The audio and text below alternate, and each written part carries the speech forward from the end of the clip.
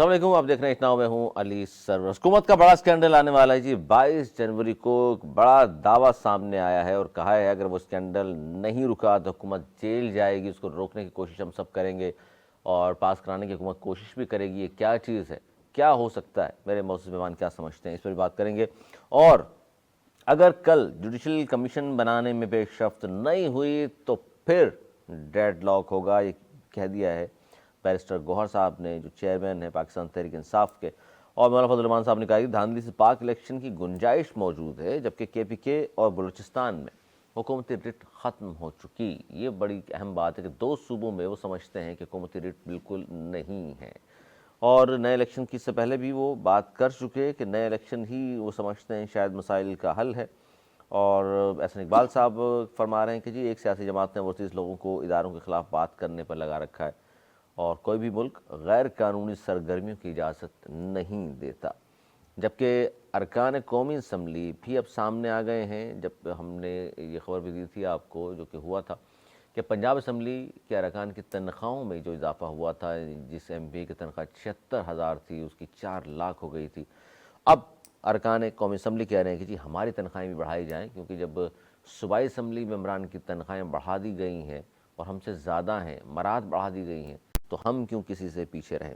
और ट्रंप की हल्फ बर्दारी, बिलावल को दावतनामा मौसूल हो गया, इस पर भी बात करेंगे। हमारे साथ मौजूद नवेद वरी साहब, सीनियर तजज़ियाकार हैं। दानिशवर, बहुत शुक्रिया आपका। अनीस मंसूर साहब, मारूफ साहब भी तजज़ियाकार, आपका भी बहुत शुक्रिया। सर, आगाज़ हम यहीं से कर रहे हैं। हुकूमत का बड़ा स्कैंडल आने वाला है, वार्डो साहब फरमा रहे हैं, और नहीं रुका तो हुकूमत जेल जाएगी। ये बड़ी अहम बात वो कर रहे हैं। और खान साहब के हवाले से उन्होंने दोबारा दोहराया है कि 10 से 14 साल की सज़ा न सिर्फ होगी बल्कि उन्होंने कहा ये फैसला डिले हुआ था, तब्दील नहीं हुआ। आपको भी लगता है कि डिले ही हुआ है, तब्दील तो नहीं हुआ और 17 को अब आ जाएगा, कोई रुकावट नहीं है? बिस्मिल्लाहिर्रहमानिर्रहीम। दूसरे सवाल का जवाब मैं पहले दे देता हूँ। फैसला डिले हुआ था और मज़ीद भी डिले हो सकता है।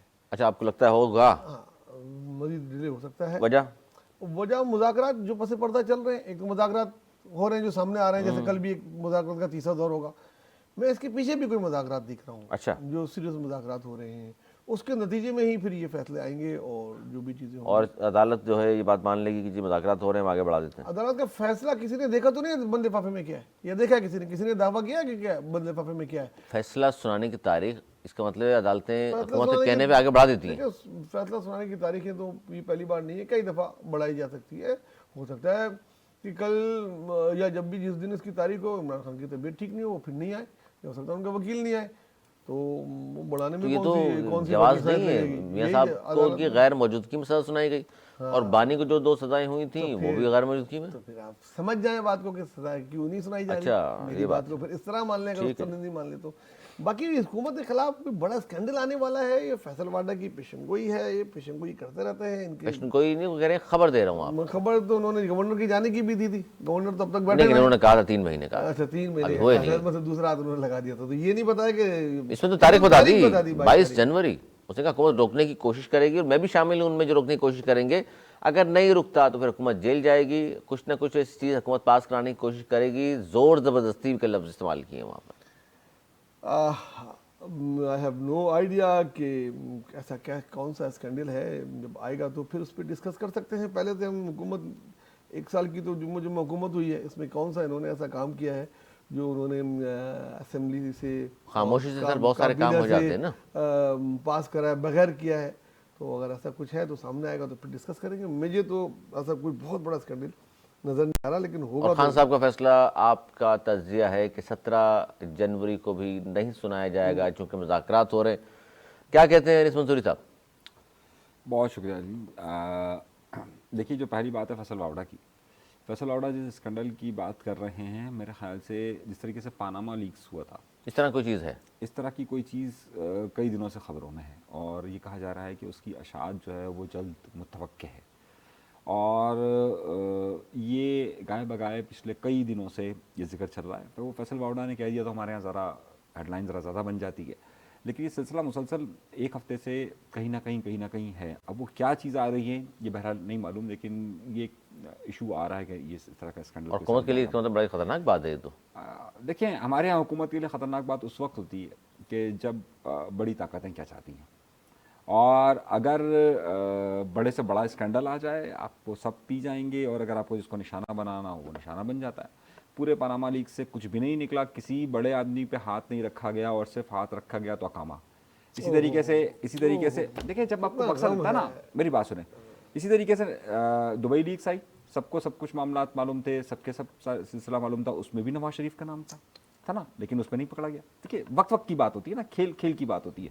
उस वक्त आपको मौका है, उस वक्त आप आंखें बंद कर लीजिए। उस वक्त तो सबके नाम आए थे ना, उसमें तो ख्वाजा आसिफ से लेकर सबके नाम आए, लेकिन जब वक्त होता है तो पकड़ लेते हैं, जब वक्त नहीं होगा तो छोड़ देंगे। जब आप पर अतात हो तब सही है ना। और फैसला 17 जनवरी वो कह रहे मौखर हो जाएगा नवाज ज़ुबैरी साहब के बकौल, क्योंकि मुज़ाकरात हो रहे हैं और अदालतें भी वो कह रहे हैं कंप्रोमाइज़ हैं।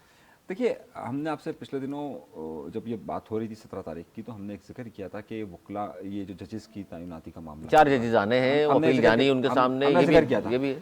अब इनके जो सरबराह हैं तहरीक इंसाफ के, इनके सरबराह कौन से? मतलब तहरीक इंसाफ के जो वो कहते हैं तो वो सच माना जाता है, बाकी सबकी बात झूठ मानी जाती है। अब वो ये कह रहे हैं कि हाँ वो जजों का मामला, उनका बयान है ना, मेरा बयान तो नहीं है। 17 को आपको लग रहा है फैसला आ जाएगा? देखिए 17 को फैसला आए ना आए ये एक अलग बहस है।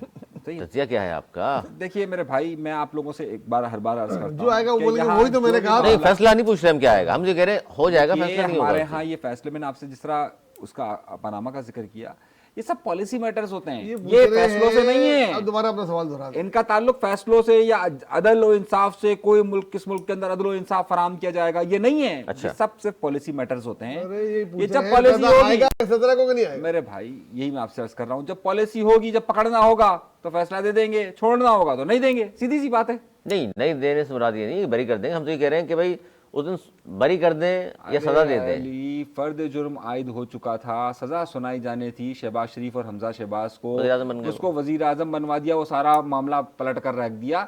ये पॉलिसी ये इन लोगों की, ये देखे मैं बार बार कौन है जो कर रहे हैं सब कुछ? सबको मालूम है कौन है सर ये? सही है, आपने तो कहा अदलिया कंप्रोमाइज है, सबको मालूम है। आपने कहा तो अदलिया कंप्रोमाइज कहा है सर आपने, कंप्रोमाइज का अल्फाज ही इस्तेमाल नहीं किया। मैंने कहा फैसले तब्दीली अदलिया कैसे कर देगी आगे, किस लिए? आपने कहा हो जाते हैं। मैंने कहा किसी ने पढ़ा थोड़ी है क्या लिखा है, जो फैसला खोलेंगे तो मैंने वही पूछा ही नहीं, होगा। मैं कह रहा हूँ फैसला आगे तो नहीं चला जाएगा। आगे जा सकता है, कौन ले जाता है पूछे जी, जजेस। क्यों खामोश? तो मेरा जवाब आपको पसंद नहीं आया तो मैं क्या करूं। जजेस ले आते हैं। हाँ, बिल्कुल। तो आप साथ में आपने एक जुमला कहा था कि चूंकि मुज़ाकरात हो रहे हैं, वो तो मैंने आपको बोला, लेकिन आप वो समझने के लिए राजी ही नहीं है, तो तब मैं बताए ना कौन है, हमने तो कह रहे हैं ना। देखिए मुज़ाकरात हो रहे हैं, तो जजेस भी देख रहे हैं उन चीज़ों को, सब देख रहे हैं, पूरी कौम देख रही है।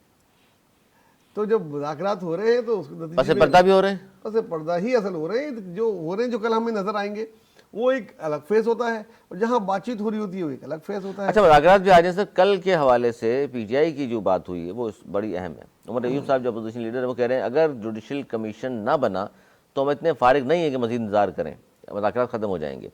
बैरिस्टर गौहर साहब ने भी इसी किस्म की बात की है और उन्होंने कहा अगर कल जुडिशल कमीशन बनाने में पेशरफ्त ना हुई तो फिर डेडलॉक हो जाएगा, फिर मुज़ाकरात इस तरह नहीं बढ़ सकेंगे आगे।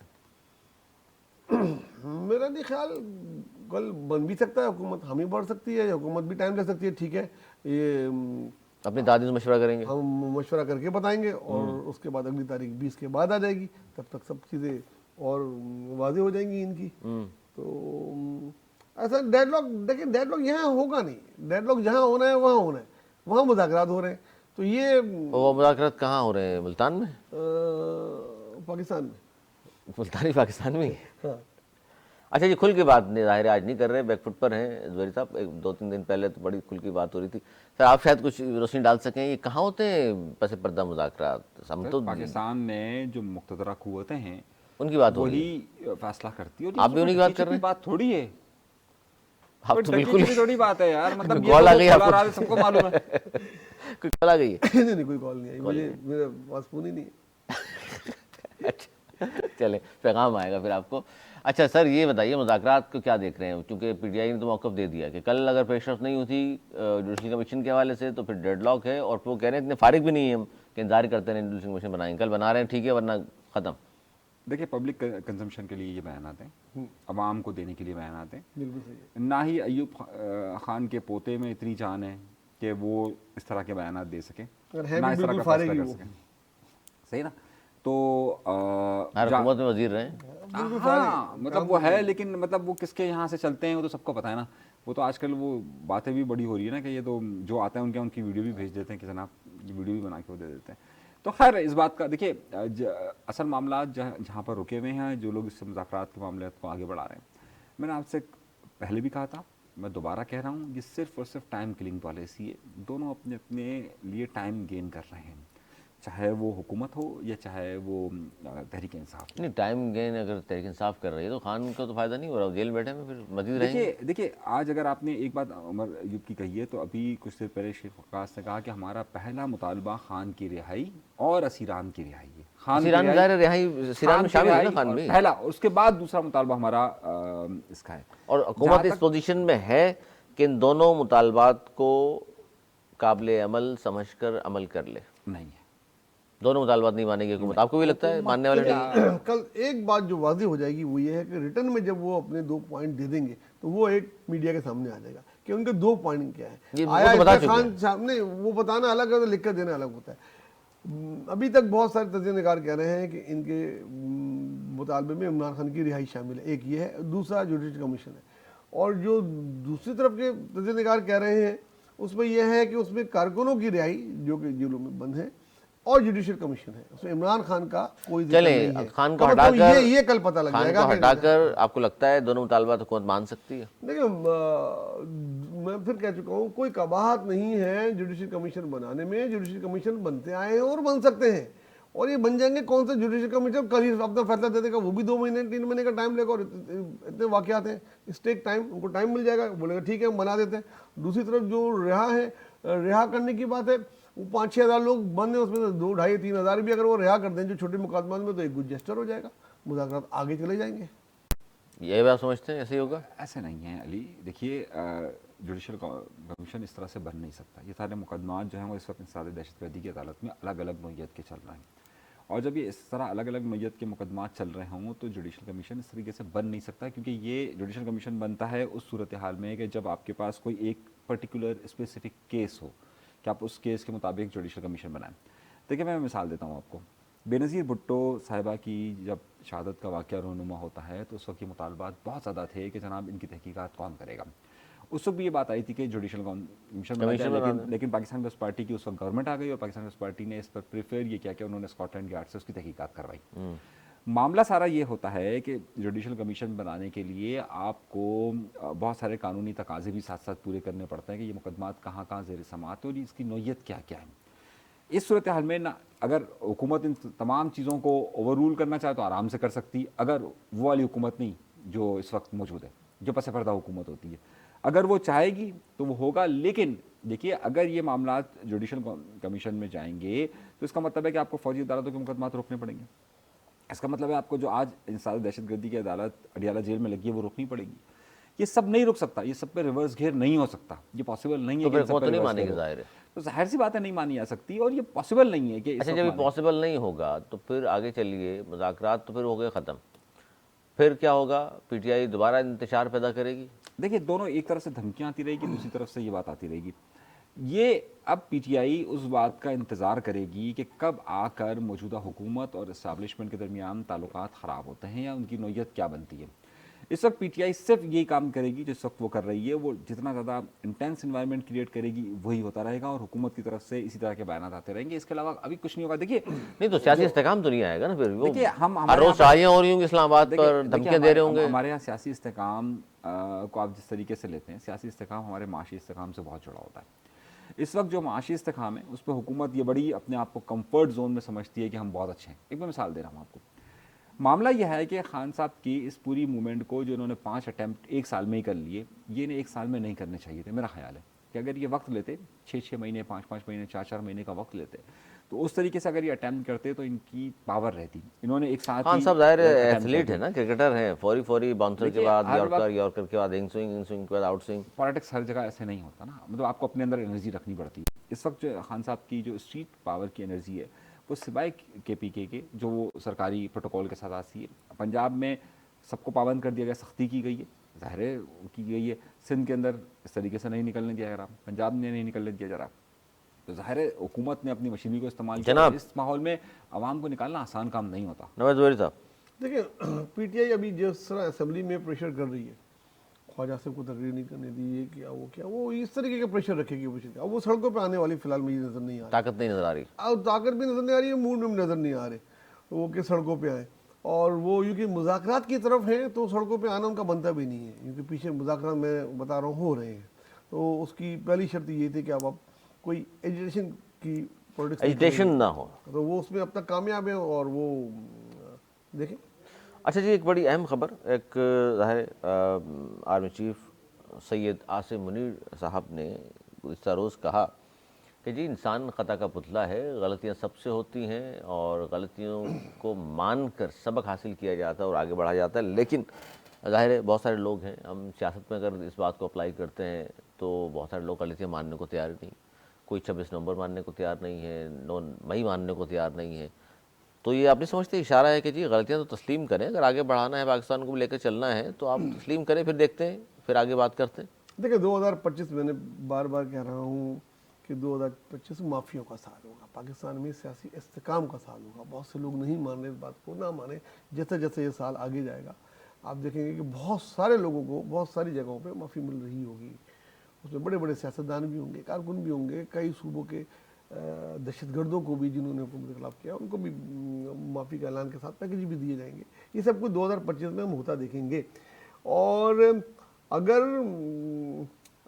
सवाल जो ये है कि वो पीटीआई माफ़ी मांगे और वो ये करे, तो कोई बात नहीं, मुझे कोई ऐसी बात नज़र नहीं आ रही। पहले मादी में बड़े यू टर्न ले चुके हैं, ये हो सकता है किसी जगह पे आके माफ़ी मांग लें और माफ़ी मिल भी जाए, और इस शर्त पे कि माफ़ी मिलेगी तो माफ़ी मांग लेंगे। उसके अल्फाज जो है वो किसी और तरह के भी हो सकते हैं, लेकिन आप समझते हैं कि मुल्क के वसीदर मफाद में बेहतर यही है? बेहतरीन यही है, बेहतरीन हल यही है कि आगे बढ़ने के लिए पीछे बुलाना पड़ता है। अगर आप पीछे की मादी की गलतियों को माफ़ नहीं करेंगे तो किस तरह आगे जाएंगे? अपने मुल्क के लोग हैं, अपने लोगों के माफ़ करेंगे, हम तो को माफ़ कर चुके यार। अली देखिए, मैं तो समझता हूँ कि 2023 सबसे ज़्यादा माफ़ियों का साल था। जितनी प्रेस रिलीज़ें और माफ़ियों की दरख्वास्तें आई थी वो तो 2023 में आई थी। अब अगर ये कहते हैं कि 2025 भी माफ़ियों का साल है तो फिर जो है वो उसी तरह की माफ़ियाँ होंगी कि जनाब माफ़ी मांगी जाएगी तो माफ़ी दी जाएगी। इस वक्त पीटीआई किसी तौर पर भी ये गलती नहीं करेगी कि वो माफ़िया मांगे। अच्छा, सही है, ये एक बात जहन में रखेंगे। पॉलिटिकली वो अपने आप को यही साबित करेगी कि जनाब हम माफ़ी मांगने की पोजीशन में नहीं हैं। खान की जो पॉलिटिक्स का अंदाज़ है वो यही है कि रेजिस्टेंस के ज़रिए वो अपनी बात बनवाते हैं, वो अपनी रेजिस्ट करते हैं, एक मज़ाहमत करते हैं और मज़ाहमत के ज़रिए मानते हैं। अब आप ये कहते हैं दूसरी तरफ से माफ़ियाँ दे दी जाएगी, माफ़ियाँ वहाँ से भी उसी सूरत में दी जाएगी जब माफ़िया मांगी जाएगी। जब जिन लोगों ने माफ़ियाँ अपनी सज़ाओं की मांगी हैं तो उनको माफ़ियाँ दी गई हैं। तो इसी तरीके से वो जो प्रेस रिलीज़ें आती हैं उस तरीके से अगर खान, अच्छा ये बात इस मौक़िफ़ में फ़र्क क्या है? ये बात तो DGIS पर एक अरसे से कह रहे हैं कि जनाब पहले 9 मई की आप माफ़ी मांग लीजिए फिर बात होगी। तो अगर वो माफ़ी मांग लेते हैं तो फिर माफ़ किया जाएगा। अच्छा ये भी तो हो सकता है, आप दोनों क्या कहते हैं कि जनाब जिसे नजूरी साहब कहते हैं कि जी पसे पर्दा तो मुज़ाकरात हो रहे हैं और कोई और लोग कर रहे हैं, तो वहीं बैठकर खामोशी से उनसे माफ़ी मांग ली जाए? देखिए कुछ चीज़ें अब सरेआम होंगी, कुछ चीज़ें जो अच्छा, है माफ़ी सरेआम मांगनी पड़ेगी। कुछ चीज़ें जो है वो पसे पर्दा होंगी। और ये जो मुज़ाकरात की आप बात कर रहे हैं ना बार बार, देखिए आपको शायद याद होगा हमने अपने प्रोग्राम में जब अक्टूबर में जब ये पहली बार आ रहे थे तो हमने उस वक्त कहा था कि देखिए अब पॉलिसी में थोड़ा सा फ़र्क ये है कि अब इन्हें पॉलिटिकली इंगेज किया जा रहा है। और ये पॉलिटिकल इंगेजमेंट का मतलब सिर्फ ये है कि यहाँ से पॉलिटिकल इंगेज भी किया जाए और उनको इतनी इजाज़त भी ना दी जाए। तो ये पॉलिटिकल इंगेजमेंट का सिलसिला जारी है। और ख़ास तौर पे जो कुछ तब्दीलियाँ रोनुमा हुई थी कुछ आला जगहों पर, उसके बाद से हमने ये बात कही थी कि अब पॉलिसी में फ़र्क है, पिछली पॉलिसी में और इस पॉलिसी में फ़र्क ये कि अब पॉलिटिकल इंगेजमेंट के साथ ये बात आगे बढ़ाई जा रही है। अभी भी जिन लोगों से पसे पर्दा मुज़ाकरात की बात हो रही है मैं आपको बड़ा खुल के बता रहा हूँ, उसमें 2 लोग शामिल हैं। एक बुशरा बेगम साहिबा हैं, उनसे मुज़ाकरात हो रहे हैं, और एक देखिए पॉलिटिकल इंगेजमेंट है। मैं आपसे फिर लफ्ज़ इस्तेमाल कर रहा हूँ। पीटीआई मैं आधी खबर तो इनकी सही हो गई कि पसे पर्दा हो रहा है। देखिए पीटीआई ये समझती है कि मुज़ाकरात हो रहे हैं, सही है। जो और मुतल्लिका लोग हैं इनके मुखालिफ वो ये कहते हैं कि भाई ये मुज़ाकरात हो रहे हैं, लेकिन ये मुज़ाकरात नहीं है। देखिए ये मुज़ाकरात नहीं है, आपकी गलतफहमी है ये पॉलिटिकल इंगेजमेंट। आप बोल रहे थे, आपने खाली भी नहीं रोक दिया, अभी नाम भी ले रहे थे कि इधर से बुशरा बीबी आगे चले वहीं और अली बिन गंडापुर, 2 नाम ले रहे हैं आप। देखिए 2 बातों को समझिए। ये पॉलिटिकल इंगेजमेंट है। बुशरा बीबी का सियासत ताल्लुक नहीं, मुज़ाकरात कर रही हैं वो। बुशरा बीबी का तो बहुत सारी चीज़ों से ताल्लुक नहीं वो करती हैं। तो ऐसे तो बहुत सारे लोगों का बहुत कुछ ताल्लुक नहीं वो करते हैं, तो करने दीजिए। यहाँ तो हर शख्स वो काम करता है जो उसके ज़िम्मे नहीं होता, बाकी सारे काम वो अपना काम पसे करेगा, पर्दा करेगा। मुज़ाकरात की बात कर रहे थे आप, वही आ गए। मुज़ाकरात नहीं है, ये पॉलिटिकल इंगेजमेंट चले आप है, एंगेजमेंट कह लें, जो जिसे आप मुज़ाकरात का नाम दे रहे आप हैं, एंगेजमेंट का नाम दे रहे नहीं हैं, चले होंगे। आगे चले। एंगेजमेंट जो है वो जो बता रहे थे उसका क्या है? पॉलिटिकल इंगेज किया जा हो रहा रहा है। सही है, पॉलिटिकल इंगेज है, दोनों एक दूसरे को बिजी करेंगे और कुछ नहीं, अच्छा, कोई नतीजा वहाँ भी नहीं निकलेगा, कुछ नतीजा नहीं निकलेगा। मतलब सामने भी पसे पर्दा भी, नतीजा दोनों में कुछ नहीं है। अभी कुछ नहीं है, देखें टाइम किलिंग पॉलिसी है, इस वक्त को आगे चलाना है और मुझे वक्त लग को रहा है आगे कि चलाया मेरे जा रहा साथ ख्वाजा आसिफ साहब बैठे हैं और वो अपनी दिली ख्वाहिशात का इजहार कर रहे हैं, जो वो देखिए, चाहते हम हैं, सच जो बोलना उनकी नहीं चाहते। जमात चाहती है, ये उनकी बयानियां वो कह तो रहे हैं, क्या ऐसा कह रहे कुछ नहीं वो- होगा। देखें उनका बस चलो तो देखें, कम- हमें हकीकत पसंद होना चाहिए, ख्वाबो ख्यालों की दुनिया से हकीकत निकल आना पसंद तो ये चाहिए। है, ग्राउंड रियलिटी ये है कि चलिए मान मुज़ाकरात लेते हैं हो रहे 9 हैं। मई, अब आप खुल के बात करें, 9 मई को अगर पाकिस्तान की एस्टैब्लिशमेंट बुलाने के लिए तैयार है, हाँ या ना बता दीजिए। माफी मांगे तुम देने को तैयार है और मांग दिए, लीजिए माफी। अभी दिए माफी, मांगिए अभी माफी, दिए, लोग रियायत मांगे किया ना माफी, मांगे आ माफी। जाएगा, टाइम आ जो अपने आप को डटा हुआ है, आए झुके, सर झुकाए। बस ये ख्वाहिशात देखिए, बात ऐसी करते हैं ना कि मतलब जब नहीं हो रहा दोनों तरफ से मामला नहीं हो भाई रहे, तो बातें करने मुज़ाकरात में क्या हर्ज है।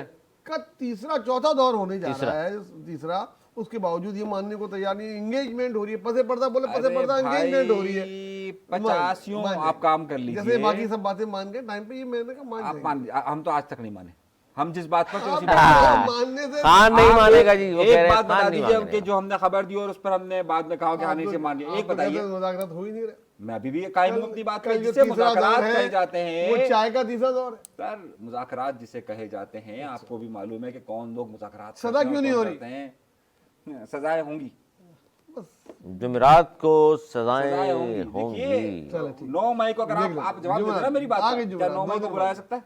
नहीं खत्म हो गई बात। जनाब, सजाएं हुई हैं, नहीं बुलाया गया इसलिए तो। सजाएं हुई हैं, साथ में माफिया भी हुई हैं और मेरे ख्याल में हो सकती है माफिया सजाओं के बाद सजाओं के बाद भी हाँ, यही मैं अर्ज पहले कर भी रहा हो हूं। सकती है, वही बाद भी तो हो वो सकती कह रहे हैं सजाओं के बाद खान साहब भी सजावार हो जाएं, कबूल लें। है। देना सजा भाई, मैं वो तो कह रहा हूँ, दे सजा। अभी तो 190 मिलियन स्कैंडल के लिए सजा हो रही। वो केस भी बड़ा कॉम्प्लिकेटेड है, हमने कल भी डिस्कस किया था। अच्छा जी, एक बड़ी खबर है और ISPR ने इस पर ज़ाहिर है जवाब भी दिया। बड़ा सख्त किस्म का बयान था भारतीय आर्मी चीफ का। सख्त किस्म का मतलब ये एक प्रोपेगेंडा बयान जो उनकी जानिब से आता है, उसका बड़ा सख्त रद्दअमल पाकिस्तान ने भी दिया है। अच्छा, हुआ ये कि जी तर्जुमान पाक फौज ने कहा कि भारतीय आर्मी चीफ के बयान पर हम सख्त रद्दअमल देते हुए कहते हैं कि भारतीय आर्मी चीफ का पाकिस्तान को दहशतगर्दी का मरकज़ करार देना हक़ाइक़ के मुनाफी है। भारतीय आर्मी चीफ का बयान भारत के पिटे हुए मौक़िफ़ के मुर्दा घोड़े में जान डालने की नाकाम मशक है। सर क्या कहेंगे, मकबूजा जम्मू कश्मीर पर इंतहाई वेश्याना जबर भारत मुसलसल करता चला आ रहा है और फिर पाकिस्तान को दहशतगर्दी का मरकज़ वो करार दे, और इंसानी हकूक़ की जो तंजीमें क्या वो सब कुछ नहीं देख रही। नॉन दहशतगर्द मुल्क है। कनाडा में उन्होंने मारा सिखों उसका- को सिखों के लीडरान को, उसका इल्ज़ाम उन पर साबित हुआ और उन पर पाबंदी भी लगी, उनके सफारतकारों को मुल्क बदर किया गया। अमेरिका में भी कई चीज़ आई, एक आदमी का मर्डर होने से पहले पहले वो उनकी एजेंसी उसने पकड़ लिया, उसका इल्ज़ाम डायरेक्ट इंडिया पे दिया। पाकिस्तान में कुलभूषण हाजिर सर्विस उनका कर्नल बंद है, दहशतगर्दी करा रहा था। ऐसे दुनिया में कई ममालिक में, श्रीलंका में उन्होंने दहशतगर्दी कराई, नेपाल उनसे तंग है, बांग्लादेश उनसे तंग था।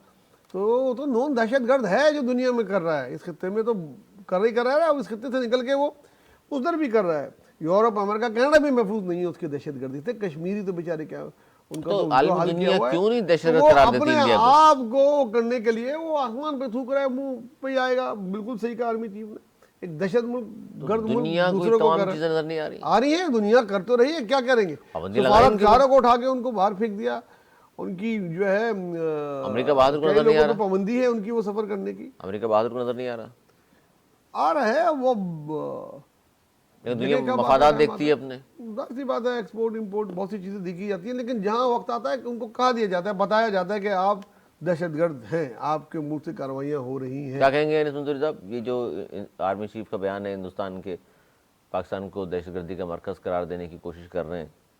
देखिए अली, पिछले 10-15 दिन के अंदर इस खत्ते के अंदर बहुत कुछ हुआ है, हमने शायद आंखें बंद की हुई है। उसमें सबसे पहला मसला जहाँ से ये स्टार्टअप होता है वो है तालिबान और ख़ास तौर पे बदख्शां सूबे का।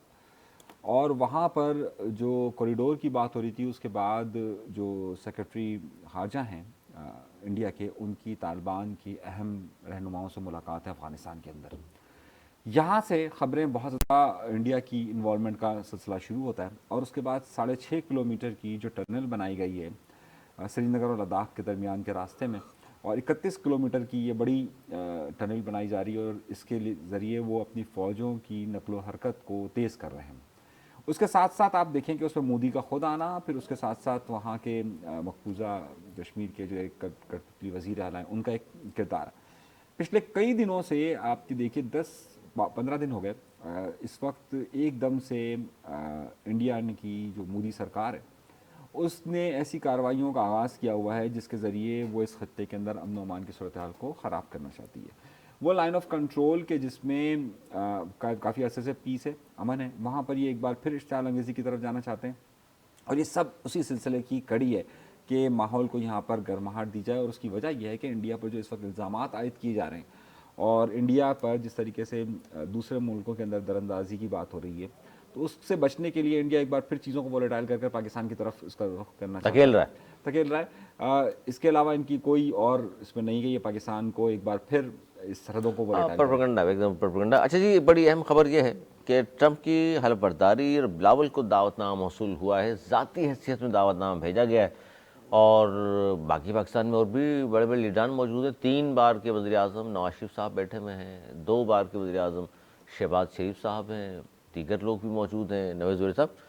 बिलावल को मुंतखब किया उन्होंने हलफबर्दारी की तकरीब में और बिलावल साहब जा रहे हैं। बहुत सारी कहा जाता है अहम मुलाकातें भी वहाँ हो रही हैं और ये दौरा बड़ा अहमियत का हामिल होगा। हलफबर्दारी की तकरीब में शरीक होना भी ज़ाहिर है बड़ी बात है और ज़ाहिर मुस्तकबिल का वहाँ मंजरनामा भी होगा, मुस्तकबिल के हवाले से बातचीत भी होगी। किस तरह देख रहे हैं आप?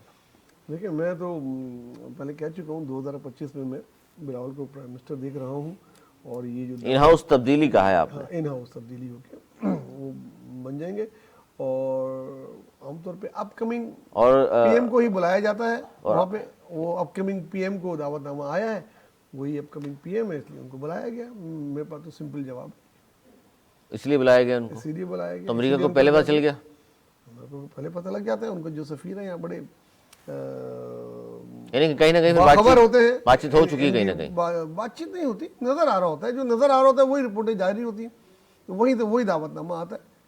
सफारत खाने यही वजूहात थे अनीस मंसूरी साहब बिलावल को बुलाए जाने की कि upcoming prime minister, in house तब्दीली 2025, बिलावल मंजराम पर। देखिए अली, ये बात हमने कई दिनों पहले कह दी थी कि बिलावल को दावतनामा आया है और बिलावल जा रहे हैं, सही, और ये हमारे रिकॉर्ड में मौजूद है। यह खबर हमारे पास पहले से मौजूद थी। हमें ये ज़राए भी मालूम है कि बिलावल को किस लॉबी की तरफ से ये इन्विटेशन आया है। अच्छा, लॉबी पीपल्स पार्टी ने भी हायर की है और सुनिए ना, हमने आपकी प्रेस रिलीज हमने कसीदा गोई सुन ली ना आने वाले वजीर आजम के लिए। वो एक साहब हैं जो हर वो जो वजीर आजम एक नई न्यूज़ दे रहे हैं। देखिए, एक नई न्यूज़ मिली है मुझे आज, तैयारी शुरू कर लेते हैं पहले। 30-35 साल बाद मैंने सियासत में एक नई न्यूज़ देखी है कि अमेरिका के जो नए सदर होते हैं वो जब ब्रेकफास्ट पे बुलाते हैं दावतनामे पे या अलबरदारी पे, तो कोई और लॉबी हो रही है, वो दावतनामे बांट रही होती है, बेच रही होती है। इस किस्म की उन्होंने बात की है। वो कौन सी लॉबी है भाई? नहीं, बेच नहीं रही होती। कितने का चल रहा है? वो कह रहे हैं जी लॉबियां फर्म हायर करते हैं, वो फर्म। अच्छा, और जो पीटीआई ट्रम्प है, वो ट्रम्प उधर भुट्टे बुन रहे हैं बैठ के। जनाब अच्छा, अब किससे कहानी, देखिए हमने खबर दी थी नहीं, तो इसका मतलब हमारे पास सोर्स भी होगा। हमारे पास सोर्स भी होगा। हम वो तो नहीं है कि हवाओं में और मजहबी दिलासों के जरिए बातों को आगे बढ़ाएं। मजहबी टच, आप मजहबी टच दें, हम जज्बाती टच दे दें कि खबर की बुनियाद पे बात करना, ये खबर है। आइए सर सामने आइए। खबर दी, अपकमिंग प्राइम मिनिस्टर को बुलाया जाता है, उसको बुला रहे हैं वो। उनको पता है कौन अपकमिंग प्राइम मिनिस्टर है, जो प्राइम मिनिस्टर जो जाने वाला उसको बुलाएंगे क्या? चलिए मुझे एक बात बताइए। 3 बार का वज़ीर आज़म मुल्क में मौजूद है। आज से 5 साल उसके बाद लॉबिंग नहीं है, वो लॉबिंग नहीं कर सकता था। मैं आपको बता रहा हूँ, मेरी बात तो मुकम्मल हो रही है ना। आपको तो करे ना मुकम्मल, मोहब्बत में इतनी है ना। नहीं, मैं तो फैक्ट बता रहा हूँ यार। मैंने सिंपल छोड़ दिया पेशगोइयां और जो है वो प्रेडिक्शन नजूमियों के चक्कर, और देखिए हकीकत पसंद आई है, हकीकत। अब मुझे जवाब दीजिए ना, जो बाइडेन की जब हुआ था सेरेमनी, तो उसमें कौन गया था? उस वक्त बिलावल को ज़ाहिर बुलाया नहीं था ना। नहीं, बहुत इंपॉर्टेंट बात है, उसमें यूसुफ रजा गिलानी गए थे, सही है, और जरदारी साहब को आया था। और जरदारी साहब, जी जी, जरदारी सही है साहब को आया था। ना जरदारी जरदारी साहब साहब की सलाम दुआ बड़ी अच्छी है उनसे। सर मैं आपसे नायब जब सदर थे वो आए थे पाकिस्तान। उनकी सेहत ऐसी नहीं है सर कि वो जा सके, इतना ड्रामा कर सके। मेरी अर्ज सुन लीजिए ना, मेरी अर्ज तो सुनिए ना। किसको बुलाया था गिलानी साहब को? अरे भाई मेरी अर्ज तो आप जुमला तो मुकम्मल। गिलानी साहब को इसलिए बुलाया था, गिलानी साहब के दौर में वो आए थे पाकिस्तान, बाइडेन साहब। आसिफ जरदारी साहब की अच्छी उनसे सलाम दुआ है इसलिए आसिफ उनको- जरदारी साहब को लेकिन बुलाया। ट्रम्प का जो आपने कहा है कि अपकमिंग को बुलाया जाता है, इसका जवाब यही आपने तो मैं दे कह दिया। रहा हूं ना। आप मेरी बात, आसिफ जरदारी साहब को बुलाया गया था, सही है। नवाज शरीफ को नहीं बुलाया गया। Imran Khan prime minister of Pakistan उस जमाने में नहीं बुलाया गया, ठीक है ना। जरा सोचिए ना, जरा सा आपको मैं क्लूज दे देता हूं, आपको समझ में आ जाएगा क्यों बुलाया गया था जरदारी साहब को। और इतने ज्यादा बड़े हॉल में मैंने बाकायदा, मेरे पास वो तस्वीर मौजूद होगी, मैंने जूम करके देखा था कि जरदारी साहब कहाँ बैठे हुए, सही है। लेकिन उसके बाद ये देखिए जरदारी साहब उसके आज प्रेसिडेंट बने हुए। सर मैं सर। आपको बता रहा हूँ ना, अपकमिंग की जहां आप बात कर रहे हैं ना कि अपकमिंग जनाब आ रहे हैं और उस वजह से उनको बुलाया गया है, तो उस वक्त तो जरदारी साहब के दूर दूर तक नामो निशान नहीं थे कि जरदारी साहब पर उनको तो पता था ना, अमेरिका को पता होगा। हाँ वही मैं कह रहा हूँ ना, उनको पता होता है। हाँ, तो अब आप इसका मतलब यही है, बहुत बाखबर होते हैं वो। एक तरफ आप ये दावा कर रहे हैं कि सही कहता था इमरान कि उसको लॉबी ने गिराया है। मैंने तो कभी नहीं कहा। नहीं, आप ये बात कर, अमेरिका को मैं कब कह सब रहा पता हूँ, होता मैं है। अपनी अपकमिंग ख्वाहिशात मेरे मुंह में मत डालो। यार आप ऐसी बातें करते हैं ना, अपकमिंग को बुलाते हैं, उनको पहले पता चल जाता है। मैं उनको fact सब- बात बता रहा हूँ। उनको अगर इतना पहले पता चल जाता होता तो आपके मुताबिक वो अपकमिंग को पहले पता चल जाता कि हाँ भाई इतनी बड़ी प्रोडक्शन। वो तो आग तो कुदरत की तरफ से है ना, यार, God, थोड़ी पता लगता है। किसी बात पर तो आज कायम तक- रहे ना, आज किसी- तक आपकी- किसी बात का लॉजिकल हाँ, जवाब ना हो अभी तो लॉजिकल जवाब पेश गोइया, अभी एक लम्हे में- पेश गोइया, एक लम्हे में- पेश गोइया, भाई पेश आप गोइया। अपनी फिजिक्स, मैथ, केमिस्ट्री जितनी साइंस है लगा लो और पता लगा लो जल्जला कब आएगा। सर, लगा लो, आप गॉड मुझे- एक्ट है ना। आज तक जापान दुनिया का जदीद तरीन इलेक्ट्रॉनिक्स में मुल्क के सबसे ज्यादा जल्जले आते हैं, उनको 2 मिनट पहले तक नहीं पता तो जल्जला कब आएगा। लगा लो ना साइंस। ये गॉड एक्ट कल- को मानने ना वाले कल मरी के पास कोई और जवाब नहीं गिलगित होता। गॉड के एक्ट 3 एक्ट होते मकामात हैं। पे आग लगी है जंगलात में। लग जाती अभी तक है, की रिपोर्ट है कि नहीं बुझाई जा सकती। लग जाती है, आग कौन क्या सा है? अजाब है ये? ओ भाई को सुपर पावर तो बोलता था मेरे यहाँ आग लगी, मैं अरे 2 दिन में भाई, बुझा दूंगा। आपको मैं इतनी आज सी बात सुपर कर रहा हूं। पावर अच्छा, बिलावल का आप ये कह रहे हैं कि जी लॉबीज ने काम दिखा दिया, बिलावल को बुला पाकिस्तान लिया। पीपल्स पार्टी की मेरी गुजारिश है, सुन लीजिए ना। अच्छा, अपकमिंग का ये साफ कह दें, अपकमिंग का ताल्लुक नहीं होता। नहीं होता इससे। सर। इससे इससे इससे कह देखिए रहे थे, कोई देखिए बात देखिए मेरी बात सुनिए। कोई बात दिल को पाकिस्तान कराने पीपल्स दो। पार्टी के अच्छा चले, बाइडेन को तो इसलिए बुला लिया था, जरदारी का दोस्त था, वो आए थे उस जमाने में, बिलावल का तो ताल्लुक ही नहीं बनता। देखिए पाकिस्तान पीपल्स पार्टी क्यों बुलाया? की मेरी अब बात क्या क्या मेरी क्या बात सुनिए। आए आए आए तो ये पाकिस्तान पीपल्स पार्टी की लॉबीज मुराद आप जिस लॉबीज को कहते हैं, हुसैन हक्कानी काम कर रहा है। नहीं, हुसैन हक्कानी सब बहुत माइनर फैक्टर है। हुसैन हक्कानी को अच्छा, और भी मतलब हुसैन हक्कानी इसका मतलब ये कह रहे हैं आप लाखों डॉलर पीएस पार्टी अदा कर रही है अमेरिका में, देखिए मैं उसका जिक्र नहीं कर रहा। तो फिर क्या लॉबी क्या कर रही है? देखिए पाकिस्तान पीपल्स पार्टी की लॉबी बहुत ज्यादा मजबूत है। हम इस बात से हम देखिए, मैं बस हमेशा तनकीद करता हूँ ना, लेकिन जो चीजें फैक्ट्स हैं, क्यों जरदारी साहब को बुलाया गया, ये कोई तो ऐसे नहीं। अमेरिका में इतना मजबूत है इस पार्टी की लॉबी, तो 2013 से 24 आ गया, एक बार भी गवर्नमेंट नहीं दी वफाक में। अमेरिका को चाहिए था, लॉबी मजबूत है। सर वो तो ये कहता है ना कि अमेरिका की मर्जी से उनको पता होता है कि वजीर आजम आ रहा है। ये इनकी प्रोडक्शंस है ना, इनकी प्रोडक्शंस है। ये कहता है सर ना आप उनको पता होता है कि वजीर आजम आ रहा है। अपने ख्वाब को शक्ल दे रहे हैं खबर की या वाकई ये बात है? मैं देखिए, मैं डॉट जोड़ के अच्छा, अब तजिया करता हूँ, मुझे कड़ियाँ नजर आ रही हैं तो मैंने बोला है। और इन्होंने तारीख दे दी सर, इन्होंने तारीख दे दी 2025 2025 में मैं उनको बनता देख रहा हूँ, इसीलिए वो भी बनता देख रहे होंगे शायद, या वो बनता देख रहे हैं तो शायद मैं इसलिए बनता देख अच्छा, रहा हूँ। आप जो भी समझे, या दोनों एक जैसी चीज देख रहे हैं। लेकिन बुलाते आप कमिंग प्राइम मिनिस्टर को, जाने वालों को नहीं बुलाते भाई, माजरत के साथ भाई, sorry। माधव के साथ। अब जो है अच्छा जी, एक बड़ी अहम चीज़ ये भी है, इसमें मैं बात ज़रूर करनी है, क्योंकि आम लोगों की जो हालात ज़िंदगी हम सबके सामने, महंगाई, गुर्बत, बेरोजगारी और कम से कम तनख्वाह गरीब की 37,000 रुपये मुकर्रर सिंध में है, 36,000 रुपये, 500 रुपये वहाँ पर है। और आज ये हुआ कि अरकान कौमी असम्बली जो हैं, उन्होंने बाज़ाब्ता तौर पर कह दिया है कि जी हमारी भी तनख्वाहें मरात बढ़ाई जाएँ, चूँकि पंजाब और बलूचिस्तान की तनख्वाहें हमसे बहुत ज़्यादा हैं और हमारा गुजारा नहीं हो रहा। और नून लीग का इस हवाले से पंजाब क़यादत का ये कहना है कि जी हमने तनख्वाहें इसलिए बढ़ाई थी, 76,000 से 4 लाख कर दी थी, और वज़ीर की तनख्वाह 1 लाख से 9 लाख, इसलिए कि अब रिश्वत नहीं लेंगे वो, अब उनको कोई ख़रीद नहीं सकेगा, अच्छी तनख्वाह लेंगे, अच्छा लाइफस्टाइल होगा उनका। क्या कहेंगे सर आप? मेरी नज़र में ये गवर्नमेंट के लिए, पंजाब गवर्नमेंट का ये सबसे बड़ा स्कैंडल है कि 400 टाइम कोई तनख्वाह बढ़ा दी। कभी दुनिया के किसी मुल्क, किसी असेंबली में ऐसी मिसाल नहीं मिलती कि 80,000 तनख्वाह को उन्होंने बढ़ा के 4 लाख कर दिया। और वुजरा की तनख्वाह को एक 7 से- लाख कर दिया। मरात अलग, हर चीज अलग, उनका गुजारा नहीं हो रहा भाई, उनका गुजारा। या पहले वो रिश्वतें ले रहे थे 80,000 रुपये, वो रिश्वतें लेके काम कर रहे थे।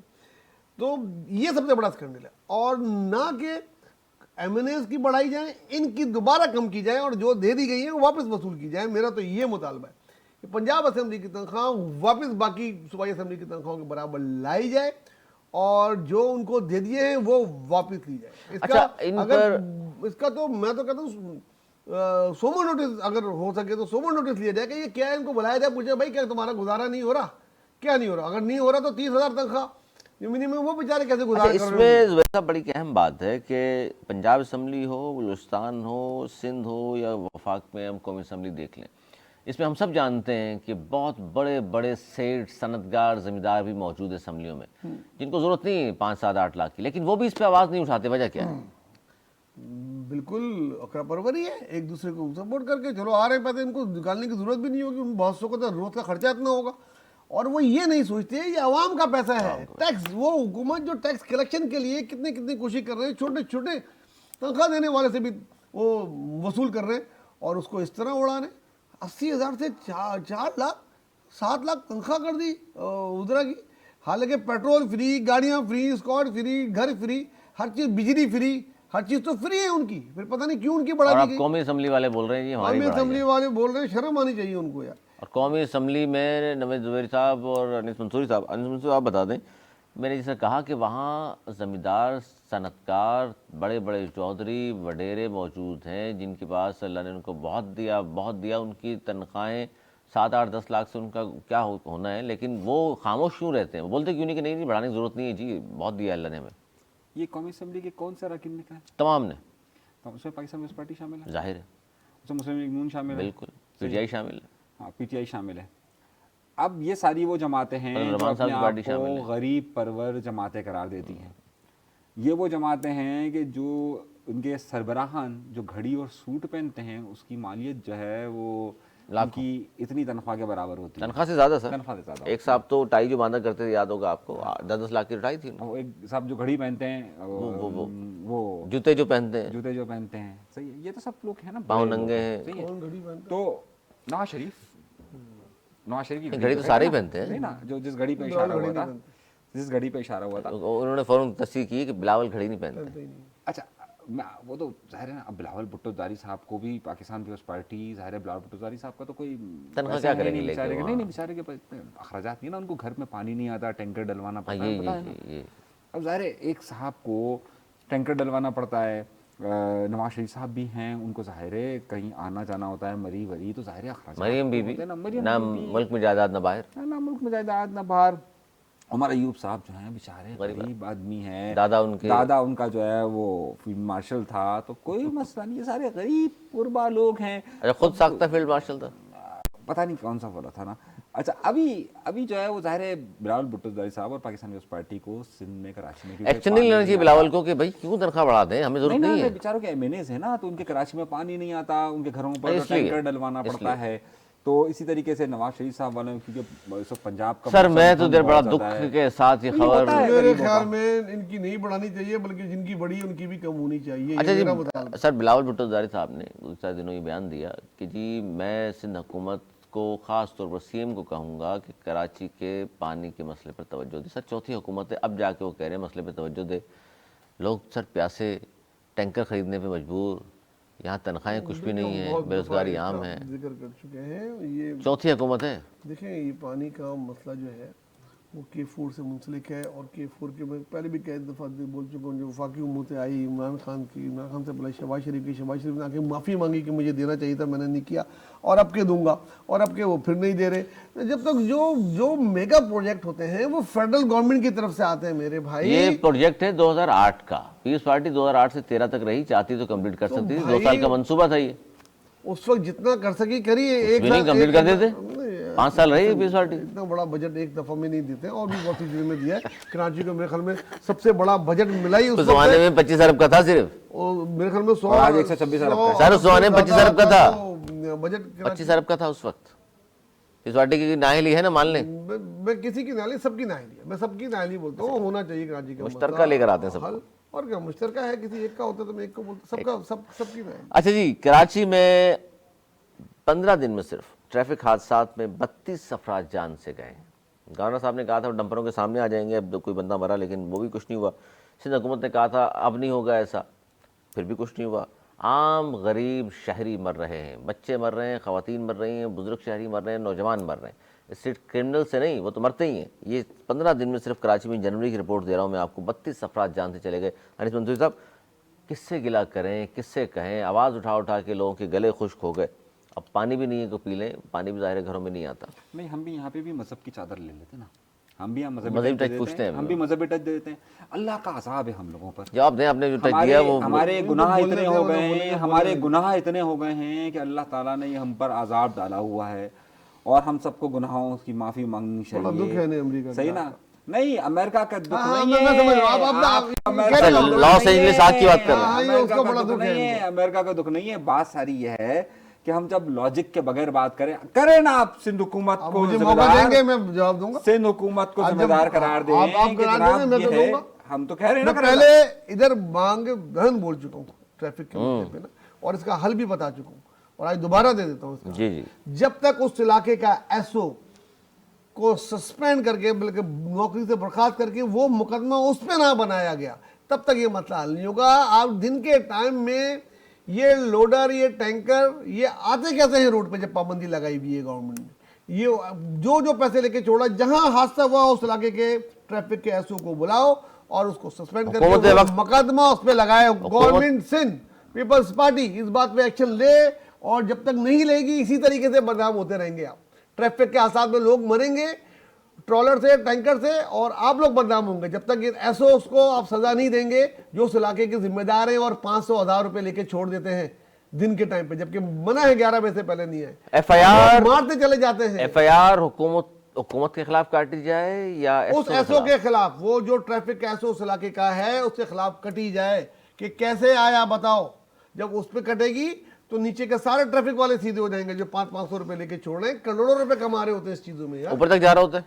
जहां तक भी जा रहा होता है सब जिम्मेदार हैं, मगर आप किसी को एक को जिम्मेदार ठहराएं। ऐसे को एक दफा करके तो देखिए, ये नहीं, बात हुकूमत जिम्मेदार एक दफा होती है। ऐलान करके तो देखिए। ये सीएम सिंह को चाहिए ये ऐलान करें कि जिस इलाके में दिन में पाया गया कोई भी हैवी ट्रैफिक, उस इलाके का एसओ सस्पेंड होगा, और अगर हादसे में कोई मरा तो एफआईआर उसके नाम कटेगी। जनाब, यही हल है। अरे मसला यह है कि जितनी भी हलाकतें हो रही हैं इसमें से 80% से ज़्यादा वाटर टैंकर है। सही, और ये वाटर टैंकर दिन के वक्त चलते हैं और दिन के वक्त उन पर चलने पर कोई पाबंदी नहीं है। हमारे यहाँ जो रूल्स एंड रेगुलेशन में जो डंपर में दो डंपर भी चल रहे हैं। डंपर से ही होते हैं सारे ज़्यादातर हादसे। डंपर से हो रहे हैं। मेनली डंपर से होते हैं, मेनली डंपर से। अच्छा, डंपर्स मैं आ रहा हूँ ना उस पर, डंपर पे। अब जिसे हम डंपर कहते हैं ना, वो डंपर रेती, बजरी और उसके डंपर ट्रैफिक। सही है ना। हैवी ट्रैफिक हमारे यहाँ जिसे तस्लीम किया जाता है, वो हैवी ट्रैफिक उस चीज़ को तस्लीम किया जाता है जिसमें कंटेनर्स होते हैं। एक बात में ज़रा सा हम चीज़ों को समराइज़ कर देना, सिंध गवर्नमेंट ने इन हैवी ट्रैफिक जिसे हम कहते हैं उसमें इन डंपर्स और इन वाटर टैंकर्स को इंक्लूड नहीं किया हुआ है। मैं आपको बहुत क्लियर इसकी सिचुएशन नहीं नहीं नहीं, है, इंक्लूड है। हमारे घर में आता है पानी टैंकर से, रात को आता है टैंकर। उन्होंने ये जब कहा एक है, साइड बन रही है हमारी, उन्होंने वहाँ रात कहा को बिजली गिरा के है जाते हैं। कि जी जो सरकारी काम चल रहा है वहां तक तो डंपर बजरी वगैरह लेकर आएगा, बाकी हमने इजाजत नहीं दी। नहीं, बिल्कुल सही। मैं अपना बता रहा हूँ ना, मेरे घर में रात को पानी का टैंकर अब आता है, सरकारी मेरी काम- साइड में काम हो रहा है, वहाँ रात को बजरी गिराई जाती है। जो भी आता है वो रात को आता है, इवन सीमेंट तक रात को डिलीवरी होती है 11 बजे से। दिन में कोई नहीं आता। दिन में इजाजत ही नहीं है। ये जो पैसे लेके छोड़ते हैं ना ये ट्रैफिक वाले, ये उनकी वो है, और ये उनको कातिल वही हैं, जिम्मेदार असल कातिल ये हैं, अजवर साहब फरमा रहे हैं। जबकि अनिस मंसूरी इसके लिए साहब कह रहे कानून हैं साजी कि करनी हुकूमत पड़ेगी सिंध गवर्नमेंट को। कानून साजी की जानी चाहिए, सख्त फैसले लेने होंगे, वरना इस तरह सड़कों पर बेयारो मददगार लोगों की लाशें पड़ी रहेंगी, रसाने हाल कोई नहीं होगा। खेल की खबर शामिल करते हैं जी। मुल्तान टेस्ट पाकिस्तान और वेस्ट इंडीज़ के दरमियान 3 स्पिनर्स और एक फास्ट बॉलर के साथ पाकिस्तान खेलेगा। और क्या उम्मीदें नवाज़ ज़ोहरी साहब, जुम्मे से पाकिस्तान वेस्ट इंडीज़ के दरमियान ICC टेस्ट चैंपियनशिप का पहला टेस्ट मुल्तान में शुरू हो रहा है। मुल्तान के व्यक्ति स्पिनर्स के लिए बड़ी साजगार मानी जाती है। हाँ, मानी जाती है, लेकिन मुझे समझ नहीं आती, कहाँ तो 4-4 फास्ट बॉलर खिलाते हैं, एक स्पिनर भी नहीं खिलाते। अब 3 कहाँ 3 स्पिनर खिला रहे हैं, 2 हमारे पास ऑलराउंडर हैं, वो दोनों स्पिनर हैं। 5 स्पिनर का ज्यादातर, एक फास्ट बॉलर कितने ओवर करेगा? मैं समझता हूँ 2 फास्ट बॉलर और 2 स्पिनर के साथ इनको जाना चाहिए था। और जो है हमारे ऑलराउंडर दोनों, उनको भी पार्ट टाइम इस्तेमाल किया जाता। तो हमारा देखें, मुल्तान टेस्ट है, पाकिस्तान के लिए हमेशा अच्छा रहा है, जीतना चाहिए पाकिस्तान को, ये दोनों टेस्ट जीतने चाहिए। दोनों जी अनिस मंसूरी साहब। देखिए अली, इसमें सबसे अहम नुकता यह है कि हमारे यहाँ पर एक फार्मूला क्रीम चल जाती है ना, फार्मूला चल जाता है। हमने देखा कि अभी पिछले टेस्ट मैचेस के अंदर हमने जो पाकिस्तान के दौरे किए, उसमें इंग्लैंड में, इसमें हमने स्पिनर्स को आजमाया, हमारे लिए जीत का सबब बने। तो अब हमारे यहाँ पर यही तजर्बा यहाँ पर दोहराने की कोशिश की जा रही है कि जनाब पहले हमारे पास स्पिनर्स चले थे, तो इस बार भी स्पिनर्स हमारे पास कामयाब होंगे और हम उसके जरिए आसानी के साथ जीत जाएंगे। मामला यह है कि हम किसी भी चीज़ को साइंटिफिकली देखकर उसको आगे की तरफ बढ़ाने की कोशिश नहीं करते कि ये होगा क्या। बाबर आजम की कारकर्दगी आपके सामने मौजूद है, दीगर और क्रिकेटर्स की कारकर्दगी आपके सामने मौजूद है। इन सब के बजाय हम नए टैलेंट को, जिन्होंने पहले हमें सर्व किया था, उनको इस्तेमाल कम कर रहे हैं हम दोबारा से। मामला फिर वही है पॉलिसी का और स्ट्रेटजी का, जो यहाँ पर कमी नज़र आ रही है। मुझे तवक्कुआत यह है कि हम इन फार्मूला क्रीम से शायद मैच जीत जाएं, लेकिन टीम बेहतर नहीं बना सकेंगे। बेहतर नहीं बना जा सकती। जाते जाते एक आखिरी खबर शामिल करेंगे 24 के हवाले से, कतरीना कैफ के हवाले से। आपकी ज़ाहिर है बहुत पसंदीदा आप दोनों की, शीला की जवानी का गाना देखा होगा आपने, आपने देखा होगा ये गाना, सुना होगा। चलें, वैसे तो मोबाइल पे एक आध दफ़ा कहा गया है कि देखा भी आपने, लेकिन बार तो उसके हवाले से कतरीना कैफ ने एक फिल्म शूट पर एक अदाकार को, जिसका नाम इमरान खान है, जो आमिर खान साहब के भांजे हैं, और उनको 20 थप्पड़ रसीद कर दिया और बार बार सीन कट हो रहा था। तो कहा जाता है जी, बाद में उन्होंने कहा जी खूबसूरत खातून है, 20 मार दिए तो क्या हुआ। तो खूबसूरत खातून से मतलब नौजवान थप्पड़ भी आसानी से खा लेते हैं, क्या कहते हैं? बड़ा मुश्किल सवाल है ये, क्योंकि थप्पड़ जिसने खाए हो उसी को अंदाजा हो सकता है। नहीं, खूबसूरत खातून कतरीना जिन जैसी, तजर्बात, शीला की जवानी गाना तो देखा होगा। नहीं, जिन तजर्बात से आप ना गुजरे हो उसके बारे में आगाही बहुत कम होती है, और खासतौर पे तजर्बा क्या है आपका कि खूबसूरत खातून हो तो नहीं हुआ ना। कोई मजाका नहीं थप्पड़ खाने से। देखिए तजर्बा नहीं हुआ, खूबसूरत खातून हो, देखिए तजर्बा नहीं हो सका ना। और ये कतरीना कैफ ने जाहिर है अपने से छोटी उम्र के लड़के से शादी भी की है, विकी कौशल से। अच्छा, तजर्बा नहीं हो सका, तो इसलिए मैं माजरत खाऊं इस जवाब को देने से। खूबसूरत खातून तो मान रहे हैं, खातून आप कह सकते हैं, लड़की नहीं कह सकते। खूबसूरत तो है, हाँ हाँ मान लेंगे। अरे कुछ नहीं कहेंगे करते हैं। अच्छा, ये जो डरा से जवाब दिया ना, आप नाज़रीन आप सोच लें इस बात। मैं तो ईद का हालांकि इंतजार कर रहा हूँ। जनाब आप क्या कहेंगे? खूबसूरत खातून मार भी दे कोई मसला नहीं। देखिए, मैं हैरान की हुई, इतने सीनियर अदाकार हैं और थप्पड़ का सीन एक आध दफ़ा में कंप्लीट कर लेना चाहिए था। ये जो पीछे डायरेक्टर होगा ना कैमरे के पीछे, या वो ये उसकी शरारत होगी, उन्हें इतनी दफ़ा थप्पड़ नहीं पढ़ाया जाता। बात होता है, एक दफ़ा हाथ पूरा नहीं लगा होगा, उंगली लग गई। फिल्म में रील जारी होती है, बुरा मौजूद होता है, पता नहीं कितने मिलियन का 1 घंटा पढ़ रहा होता है। वहीं मोहब्बतें परवान चढ़ जाती हैं, पता है थप्पड़ से मोहब्बत, वो कहते हैं ना कि थप्पड़ से डर नहीं लगता, प्यार से डर लगता है। तो थप्पड़ का मसला नहीं है। देखते हैं फिल्म में, आपने तो गाना देखा है ना शीला की जवानी? मैंने सारे गाने देखे। क्यों नहीं, मैं क्यों आपको बताऊं कि नहीं ज़ूम करके तो नहीं देखा होगा, जाहिर इतना तो नहीं है आपका। मुझे नहीं पता कैसा था, ऐसा नहीं कहूंगा। जो जवाब है, जैसे सियासत में देता हूँ ऐसा जवाब इधर ही दूंगा। ये उधर भी घूम रहे होते हैं, इधर भी राउंड अबाउट घुमा रहे होते हैं। खूबसूरत खातून है, गाना बहुत खूबसूरत खातून है, कोई शक नहीं है। वाह, ये जिस तरह बेबाकी से बात कर रहे हैं ना, ये घर में ये प्रोग्राम देखा नहीं जा रहा, अगर देखा जाए जिस दिन देखा जाता है, और ये बातें भी सुन रही हैं, ये तो आपका बयान है, जाहिर है। अच्छा, तो खूबसूरत खातून से थप्पड़ खाने में मजायका नहीं है? ये तो थप्पड़ होता है, खूबसूरत मारे या बदसूरत मारे, लेकिन वो फिल्मी थप्पड़ है। फिल्मी थप्पड़ पूरा लगता नहीं है, ऐसे जाता है, आवाज पीछे से नहीं, ओरिजिनल मारे इसलिए बात हो रही है। आपने ओरिजिनल नहीं मारे, आपने भी बड़ी एक्टिंग की है, आपने नहीं, भी हमने कोई एक्टिंग थप्पड़ भी की, खाए होंगे, लेकिन ये जो दोनों कतरीना कैफ की खूबसूरती पे मुत्तफिक नहीं है। आप सर बड़ा सोच रहे हैं इस हवाले से वाकयात पता है सैंडल का। शीला की जवानी, मतलब आप उस दिन गुनगुना भी रहे थे, आज आप कह रहे हैं आपने देखा नहीं। अनिस मंसूरी साहब, मैंने नहीं देखा जी। गुनगुना क्यों रहे थे आप? मैंने कभी नहीं गुनगुनाया, मैंने कभी नहीं गुनगुनाया। बहुत शुक्रिया जी, मेरे दोनों बहुत मेहमान को नाज़रीन, आज का प्रोग्राम उनका तो पसंद आया होगा। प्रोग्राम तक के लिए हमें दी इजाज़त, मौलाना के बाद।